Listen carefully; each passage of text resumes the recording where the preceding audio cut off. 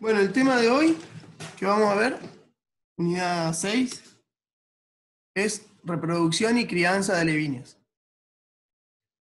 Para la reproducción y cría de alevines existen varios métodos que los podemos clasificar básicamente en tres categorías, que serían una reproducción natural, una reproducción semi-artificial o artificial.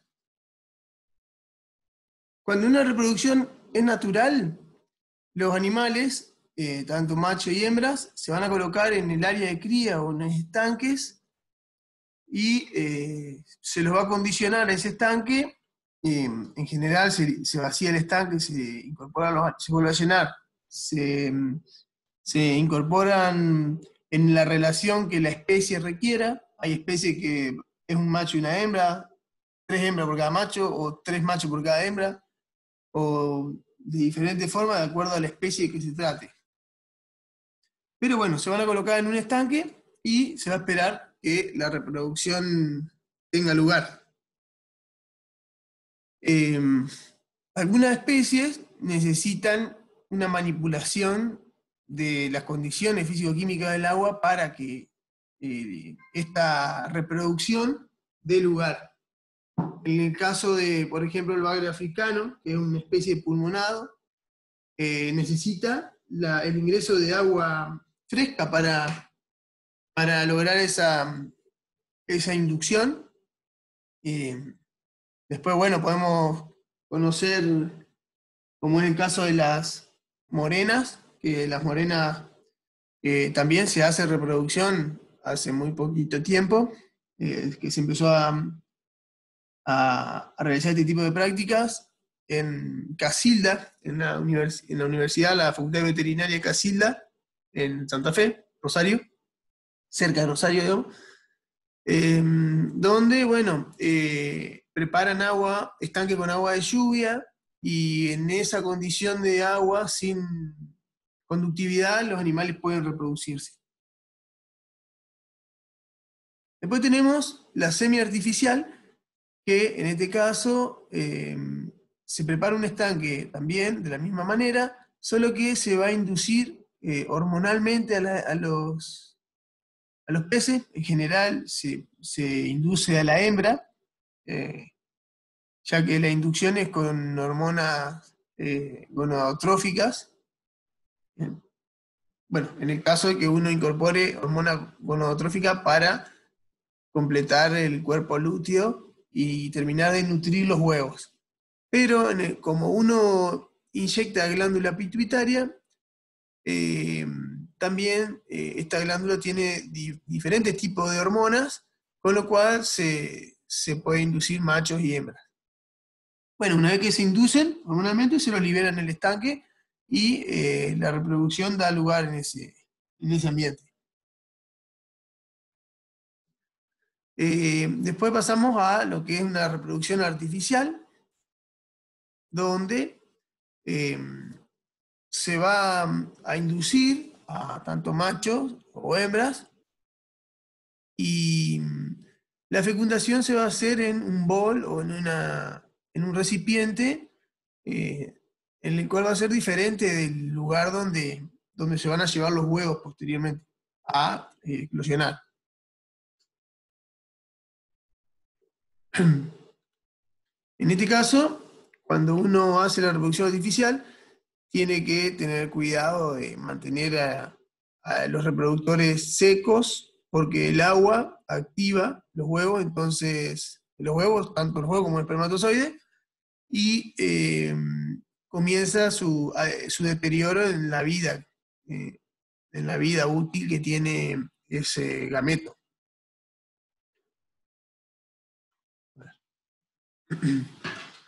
Bueno, para preparar los reproductores, tenemos que tener en cuenta que los animales van a tener que ser individuos sanos y van a tener que estar sexualmente maduros, de ambos sexos. Si uno ve características de los reproductores que no están desarrolladas, características sexuales o caracteres sexuales o indicios de una madurez sexual que no se manifiesta, Entonces, por más que uno induzca hormonalmente, no va a lograr completar esa maduración. Con lo cual es importante conocer la fisiología de la especie y rasgos característicos que nos muestren la madurez sexual. Pero en general, las formas son mediante observación visual, digamos, y también se hace con una canícula, se le extrae el huevo para poder ver si ese huevo está maduro. Estos reproductores van a venir básicamente de dos lugares.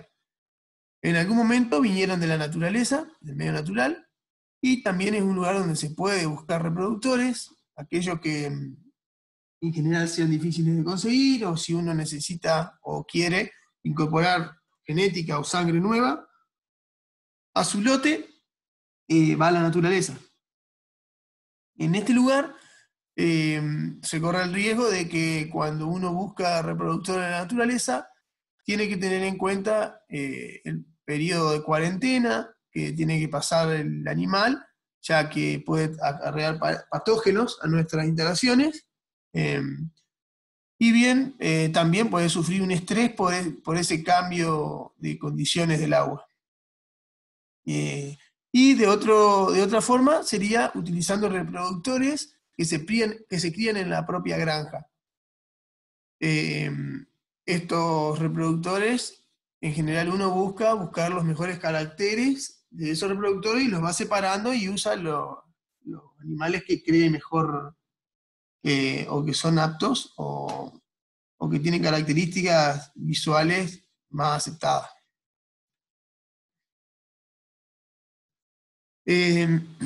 Los estanques van a tener que ser entonces adaptados para estos reproductores y van a tener que tener en cuenta que los parámetros físico-químicos del agua tendrían que estar en condiciones óptimas para esa reproducción, teniendo en cuenta temperaturas, oxígeno disuelto. Estos animales tienen que haber salido de estanques donde fueron alimentados adecuadamente, pero principalmente se busca que consuman alimento natural y gran variedad de alimentos para no sesgar en el momento de la formación de gametos, que los peces hayan tenido los nutrientes que necesitaron en ese momento. O sea, es muy difícil o más complejo tener una buena reproducción cuando se tiene reproductores que tuvieron una nutrición no tan adecuada a los requerimientos. Bueno, tienen que ser alimentos ricos en proteínas y las densidades de la población deberían ser bajas para evitar cualquier tipo de estrés o canibalismo o daño entre ellos. Bueno, entonces para darnos cuenta cómo elegir a estos reproductores, vamos a observar básicamente en los machos, al hacerle una pequeña presión, vamos a ver gota de esperma que le sale del opositor. Y en las hembras vamos a ver una apertura genital inflamada y protuberante, en general de color rojizo y redondeada, digamos. También se le observa el vientre abultado, por la cantidad de huevos que van a presionar sobre la cavidad celómica interna. Y bueno, en algunas otras especies sucede un cambio de coloración, como en el caso de las tilapias, por ejemplo, o trucha, donde hay dimorfismo sexual en la etapa reproductiva. Bueno, nosotros partimos de animales que están en la naturaleza, que están maduros porque esa madurez la lograron mediante condiciones externas, las cuales se basan principalmente en el fotoperíodo, que son la cantidad de horas luz, oscuridad que tiene el día, la temperatura del agua y los parámetros físico-químicos del agua, los cuales van a incluir los que ya hemos mencionado antes, digamos, compuestos nitrogenados, conductividad, metales, dureza, etc. pH. Este Este condicionamiento se puede hacer o manipular artificialmente para lograr una maduración gonadal. No está estudiado está estudiado en algunas especies, digamos. Hay especies que no pueden, que no se puede, o al menos no se ha podido encontrar una maduración con fotoperiodo y temperatura, pero en general a varias especies se le ha hecho este estudio y se logra una maduración, controlando las horas de luz, la intensidad de luz, el tipo de luz y la temperatura. Por ejemplo, en la carpa común, acá podemos ver que la carpa, Cyprinus carpio, podríamos reproducirla mediante 3 métodos. Mediante un método natural, semiartificial o artificial. Y acá nos dicen los factores que se controlan en cada uno de los métodos, ¿no? El nivel de factores, cuanto más cruces, mayor control. Entonces, o mayor importancia, ¿no? Lo que se ve acá es que en una reproducción natural no tenemos inyección con hormonas, la luz va a ser natural, entonces no vamos a tener un suplemento de la luz, tener macho, vegetación, por supuesto para que pongan los huevos, y tener oxígeno. En todos los casos, oxígeno y temperatura fundamental. En el caso de semi-artificial, y la luz puede ser natural, puede ser, porque en el semi-artificial lo vamos a tirar en el estanque, entonces va a ser similar acá. La presencia de macho y de vegetación no va a ser tan importante porque nosotros vamos a sacar los machos del estanque, los vamos a seleccionar y vamos a hacer la inducción artificialmente, la fecundación, perdón, artificialmente. Y lo mismo que la vegetación, como vamos a hacer la fecundación, los huevos los vamos a pegar en algunos nidos directamente y no vamos a tener que estar teniendo la necesidad de tener esa vegetación. Y en una reproducción, o sea, vamos a tener mayor eficacia en cuanto a los huevos porque no se van a comer los huevos tampoco. En cambio, en una artificial, acá sí donde usaríamos los nidos, no necesitamos vegetación porque sacamos los huevos directamente.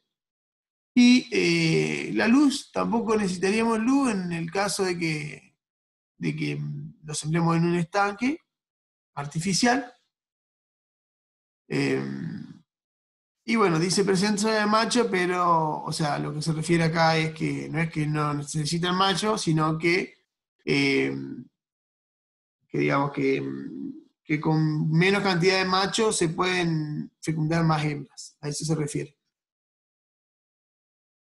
Bueno, otras cuestiones serían alteraciones físico-químicas del agua, como les comentaba, donde los reproductores van a cambiar, en algunos lugares se les incorpora sal, entonces se genera ese cambio en la dureza del agua y se induce de manera semi-artificial. Bueno, es importante tener en cuenta que nosotros para inducirlos, cuando vamos a usar hormona, esa hormona se la recolecta de glándula pituitaria. Que la glándula pituitaria o la hipófisis, que cuando uno busca extraer hipófisis de otros peces para preparar la hormona e inducir a nuestros reproductores, tiene que tener en cuenta que la extracción de la hipófisis se tiene que dar en peces que estén maduros sexualmente. Entonces, lo que se hace generalmente se busca en la naturaleza peces, como puede ser, por ejemplo, el sábalo, que es una especie muy abundante en nuestra zona, y en época de madurez sexual se busca sábalo y se extraen la hipófisis con una metodología que ya la vamos a ver, y se induce con ese tipo de hormona. La diferencia entre la hormona gonadotrófica y la hipófisis, usar hipófisis, es que la hipófisis tiene la hormona gonadotrofina, que la hormona gonadotrofina va a ser la que va a terminar de madurar el huevo, el cuerpo lúteo, digamos, va a nutrir el cuerpo lúteo, el cuerpo lúteo, y es más es más concentrada, digamos, si usa hormona gonadotrófica, directamente le va a aplicar la hormona que necesita la especie para ovular el huevo. En cambio, si uno le incorpora hipófisis, le está incorporando un montón de hormonas. También la hormona gonadotrófica, porque en la hipófisis no se produce solamente la hormona gonadotrofina, sino que se producen un montón de distintos tipos de hormonas.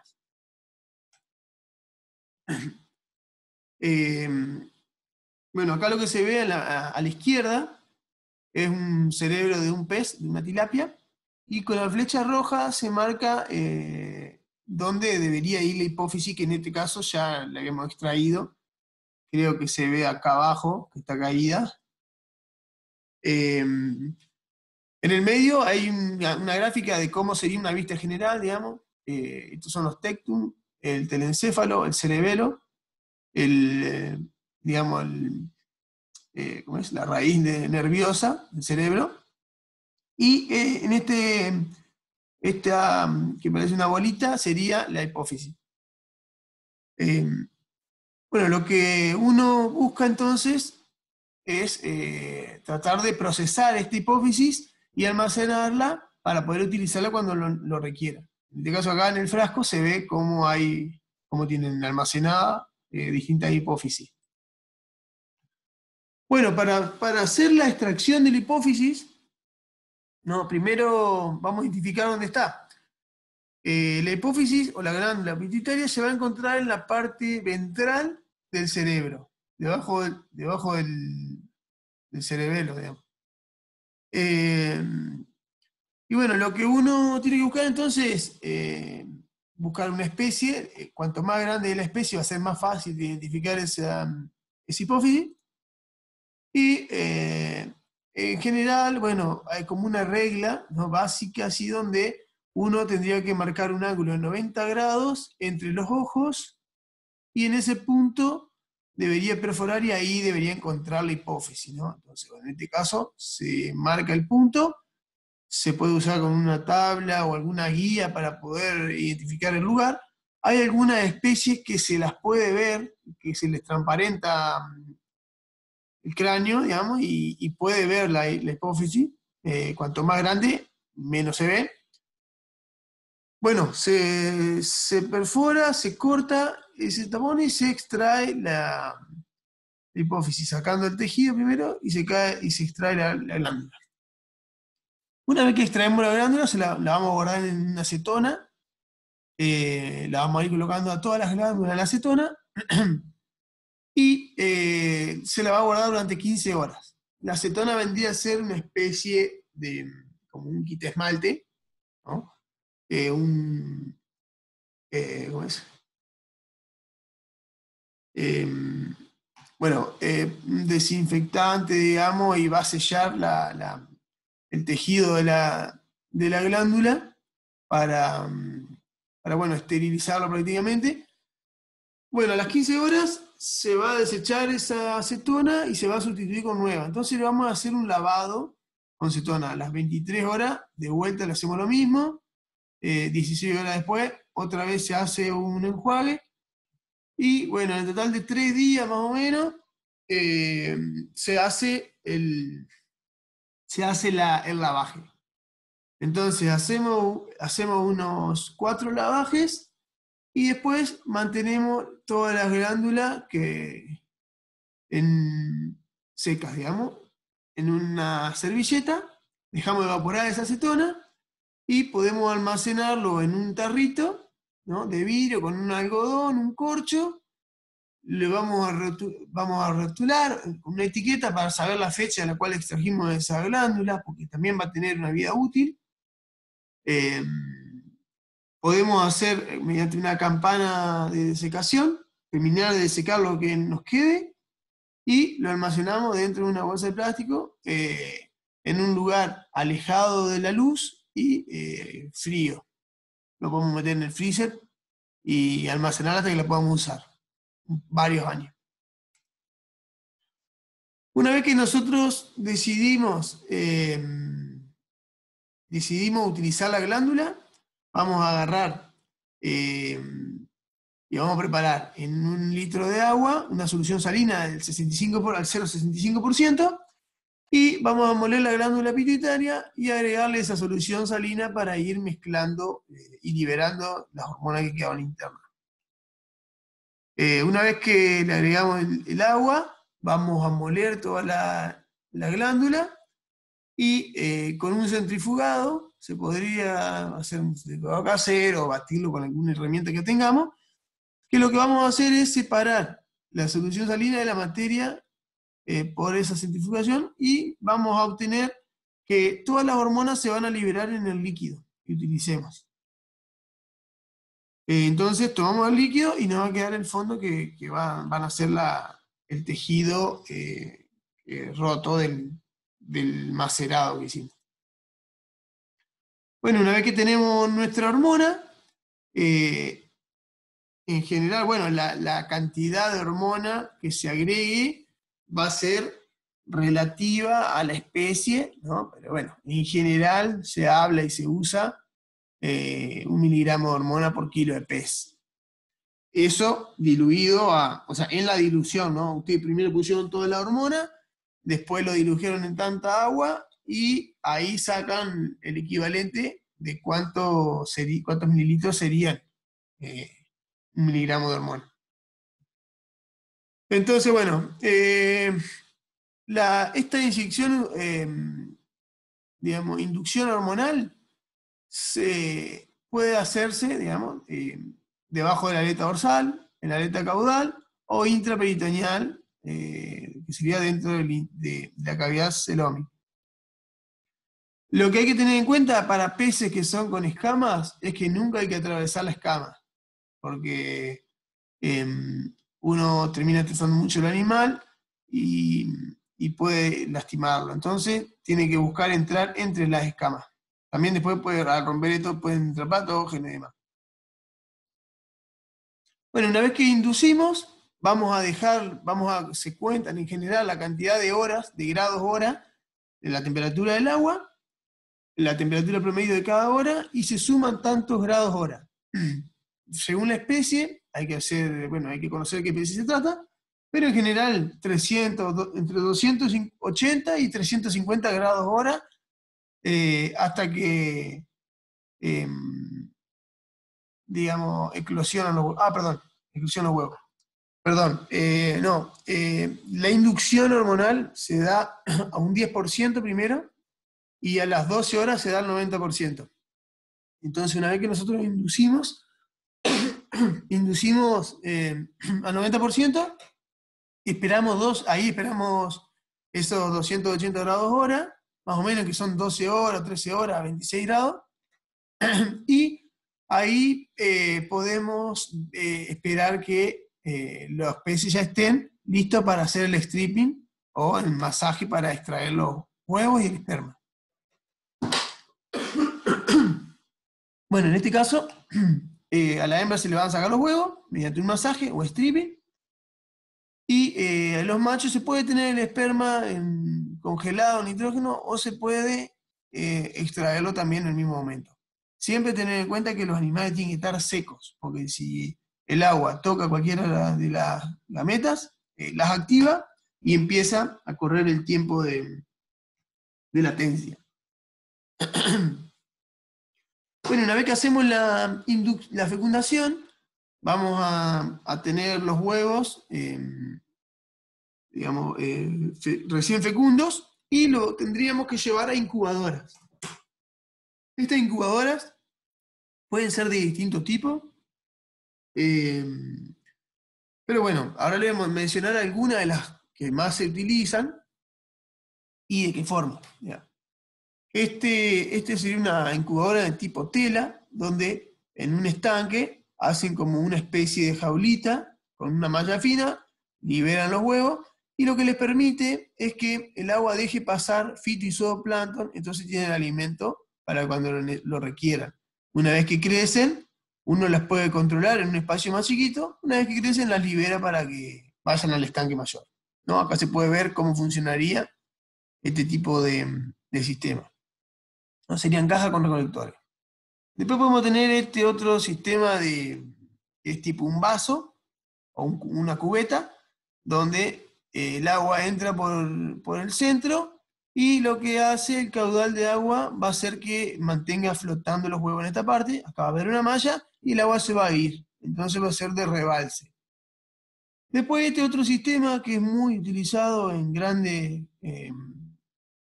criaderos, de trucha principalmente, también de tilapia en Brasil, usan estos modelos, donde también hay recambio, circulación abierta de agua y estos canastitos tienen tejido y mantienen acá los huevos, entonces hasta que terminan de madurar y después agarran un tamaño y pasan a un estanque mayor. Este tipo es un tipo casero, hecho con una botella invertida, donde le agregan agua en un muy bajo caudal y el agua por rebalse va a salir por este costado. Muy similar al anterior, pero casero.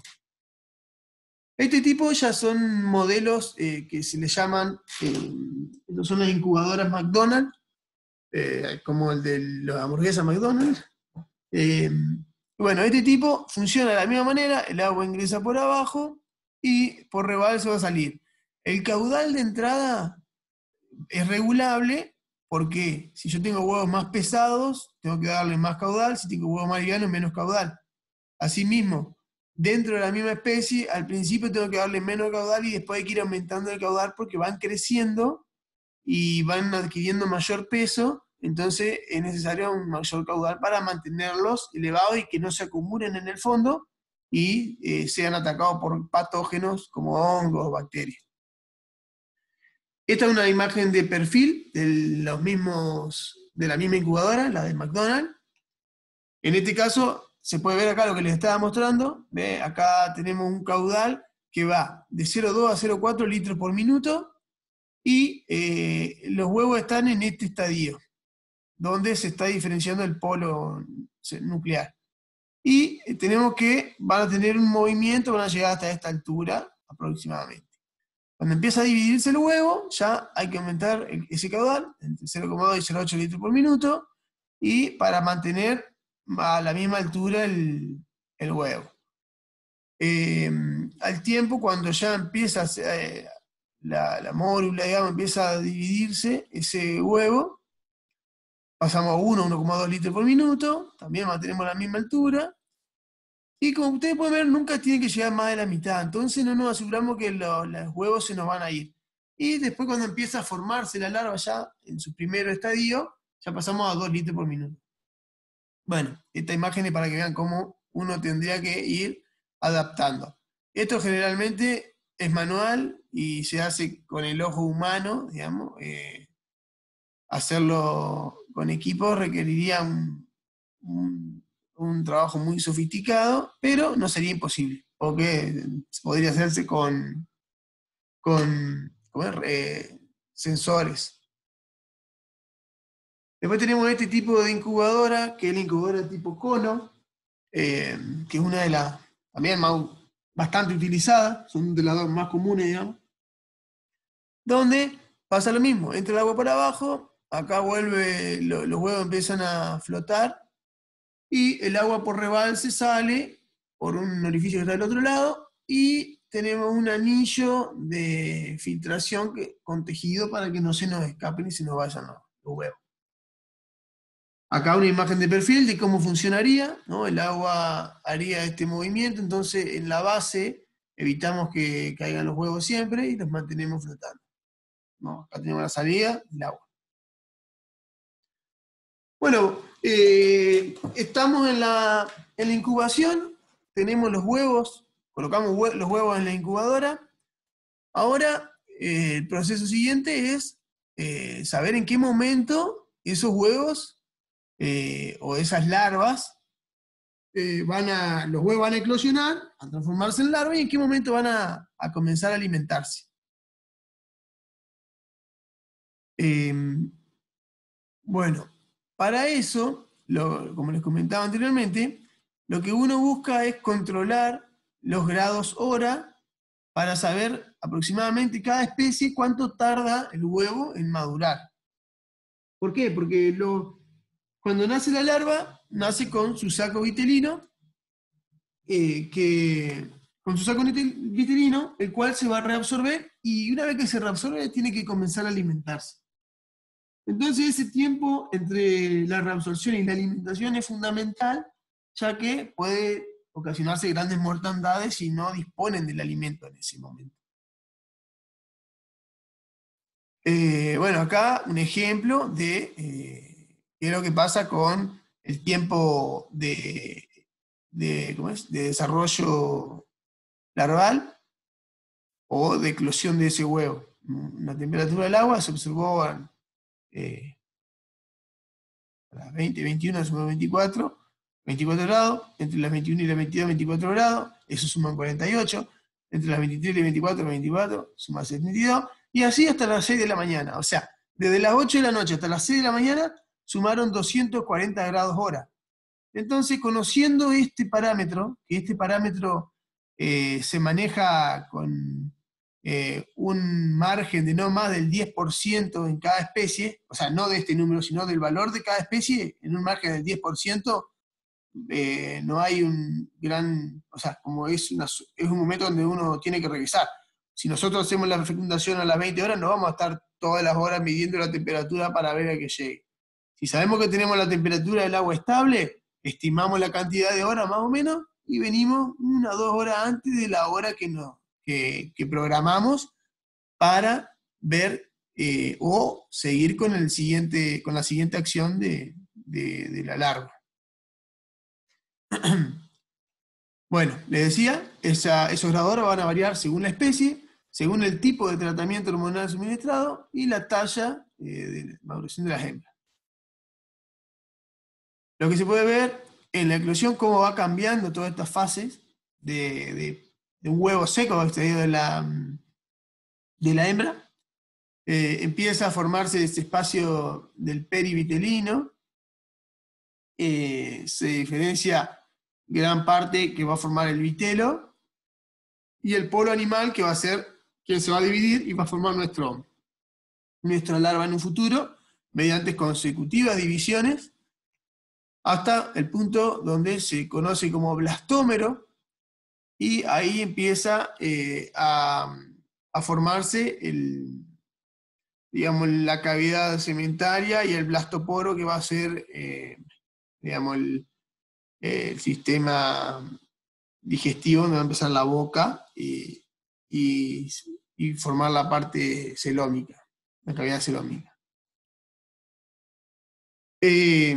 Bueno, una vez que tenemos el huevo ya a punto de eclosionar y transformarse en larva, vamos a tener en cuenta que la temperatura va a tener que ser óptima, la calidad del agua buena, vamos a tener buen intercambio de agua, evitar estrés, ruidos, temblores. Hay muchas especies que, por ejemplo, el pejerrey, si uno genera un movimiento brusco en un estanque, cuando son larvas, tienen una artrosis de la columna y se doblan. Entonces, en alguna especie pasa eso, que no pueden ser molestados, no pueden ser, digamos, alterados, porque se estresan y ese estrés le genera la muerte, le causa la muerte.